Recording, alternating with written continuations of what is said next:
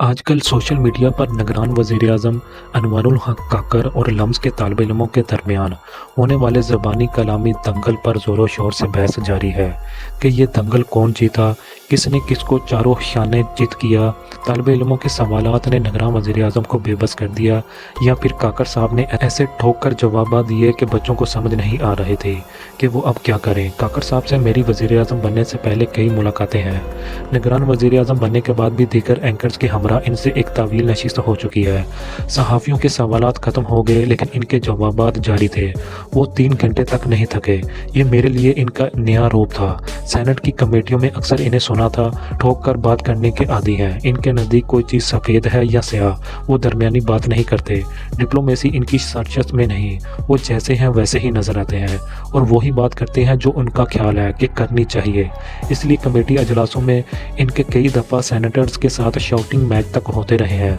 इनमें मुनाफ़कत नज़र नहीं आती कि सोचो कुछ और कहो कुछ और। दूसरा, मैंने ये चीज़ ऑब्ज़र्व की है कि इनके पास नॉलेज बहुत है।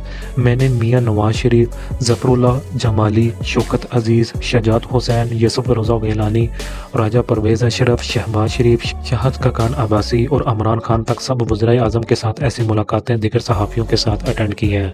लेकिन ऐसा कोई वज़ीर-ए-आज़म न था जिसने मुसलसल 3 घंटों तक सहाफ़ियों के ताबड़तोड़ सवालात के जवाबात दलाइल के साथ दिए हों। काकर साहब की आलमी और पाकिस्तानी मौज़ूआत पर गिरफ्त साबका तमाम वज़ीर-ए-आज़म से बहुत बेहतर है। इनसे बात करके लगता है कि एक पढ़ा लिखा शख्स आपसे बात कर रहा है जिसके पास तकरीबन हर बात का जवाब मौजूद है। इनसे आपको ये खतरा भी नहीं कि मुश्किल सवालात करने के बाद आपके मीडिया मालिकान को फ़ोन जाएगा कि इस गुस्ताख रिपोर्टर को नौकरी से निकाल दो, जैसे हमारे मरहूम दोस्त मसूद मलिक के साथ हुआ था जब उन्होंने परवेज़ मुशर्रफ से सवाल पूछ लिया था, या फिर नवाज शरीफ साहब जिन्होंने एक बड़े अखबारी ग्रुप के मालिक को 15-20 सहाफ़ियों की लिस्ट दी थी कि इन्हें निकाल दो। ये भी खतरा नहीं है कि वज़ीर-ए-आज़म से मुश्किल सवाल पर सोशल मीडिया पर आप समेत आपके बीवी बच्चों और माँ बाप की खैर नहीं, जैसे इमरान खान के दौर में होता था कि कोई सवाल पसंद ना आता तो साथ ही सोशल मीडिया आप पर छोड़ दिया जाता था। काकर साहब में मगर मुझे एक बात नज़र आई जो मैंने इनके खैरख्वाह जो मेरे भी दोस्त हैं को कही भी थी कि काकर साहब को बोलने का बहुत शौक़ है। मान लिया वो बहुत अच्छे बोलते हैं लेकिन बोलते तो इमरान खान भी बहुत अच्छे थे। अब जितना ज़्यादा बोलेंगे आपके लिए स्लिप ऑफ टंग के खतरात बढ़ते जाएंगे। मैंने इस मुश्तरका दोस्त से कहा कि किसी दिन काकर साहब कुछ ऐसा बोल देंगे जिसको संभालना मुश्किल हो जाएगा। हर बड़े ओहदे पर बैठा इंसान एक स्टेज पर पहुंचकर अपन ही भगवान है का इमेज इख्तियार कर लेता है। भुट्टो साहब का एक बहुत पुराना क्लिप नज़र से गुजरा जिसमें इन पर भी यही कैफियत तारी थी कि अपन ही भगवान है। फरमा रहे थे कि सब कहते हैं तुम हीरो बनो, मैंने नहीं बनना हीरो, मैं कब तक हीरो बनता रहूं। 1965 की जंग में मैं हीरो था, ताशकंद में भी मैं हीरो था, बस काफ़ी हो गया, मैंने मज़ीद हीरो नहीं बनना। जब वो ये बात कर रहे थे तो उनके लहजे का तफाकुर देखने लायक था। वो खुद को नागज़ीर समझकर बात कर रहे थे कि मेरे अलावा इस मुल्क में कौन हीरो है। इसी तरह मियाँ नवाज शरीफ का तफाकुर हो या फिर इमरान खान का गरूर, इन सब को करीब से देखा है। जब खान साहब कमर जावेद बाजवा को वज़ीर-ए-आज़म हाउस में ये कह रहे थे कि अगर मेरे अलावा आपके पास कोई बंदा है तो ले आए, इनका भुट्टो साहब की तरह मतलब ये था कि मैं ही अकेला हूँ जो हुक्मरानी के लायक है। यही तकब्बर इनको ले डूबा कि अपन ही भगवान है। मुझे इस मुल्क के जिन साबिक वज़ीर-ए-आज़म से मिलने या बातचीत का मौका मिला, इनमें इमरान खान में तकब्बर और गरूर सबसे ज़्यादा है। शायद ये बात कुछ लोगों को अच्छी ना लगे।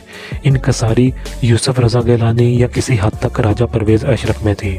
शहबाज शरीफ मुश्किल से 2 उंगलियां लोगों से मिलाते थे। नवाज शरीफ से लंदन में इनकसारी थी। वज़ीर-ए-आज़म बने तो मुलाकात ना हुई, इसलिए कुछ कह नहीं सकता कि वो भी बदले या नहीं। मैं भुट्टो साहब से नहीं मिला लेकिन मेरा ख्याल है कि आपको भुट्टो साहब और इमरान खान में से तकब्बर और गरूर की बिना पर किसी एक को अवार्ड देना मुश्किल हो जाएगा। इक़्तिदार चीज़ ही ऐसी है जो आपका दिमाग आसमान पर ले जाती है। इसलिए जब लम्स में काकर साहब लेट होने पर सवाल करने वाले लड़के को कह रहे थे कि इसे किसने कहा था कि इनका इंतज़ार करे, वो हाल को छोड़कर चला जाता। इससे अंदाज़ा हो रहा था कि इन पर भी धीरे धीरे अपन ही भगवान है कि कैफियत तारी होने लगी है। वो इस लड़के को एक जुमले से खुश कर सकते थे कि बेटा आई एम सॉरी, आप ठीक कह रहे हैं, मुझे ख्याल नहीं रहा, अजलास में फंस गया था, आइंदा ख्याल रखूंगा। इस पर हाल में तालियां बजती लेकिन काकर साहब पर इनकी अना हावी हो गई। मसला लेकिन वही है कि अगले को हमने ठोक कर जवाब देना है। ऐसे तो कब्र भरे जवाबात इमरान खान देते थे, या एक दो दफ़ा बेनज़ीर भुट्टो ने भी किसी सहाफ़ी को ऐसा जवाब दिया था। दूसरी तरफ हमने घर, मोहल्ले, स्कूल, कॉलेज और यूनिवर्सिटी से यही सीखा है कि सवाल या तनकीद के नाम पर अगले को ज़लील करना है।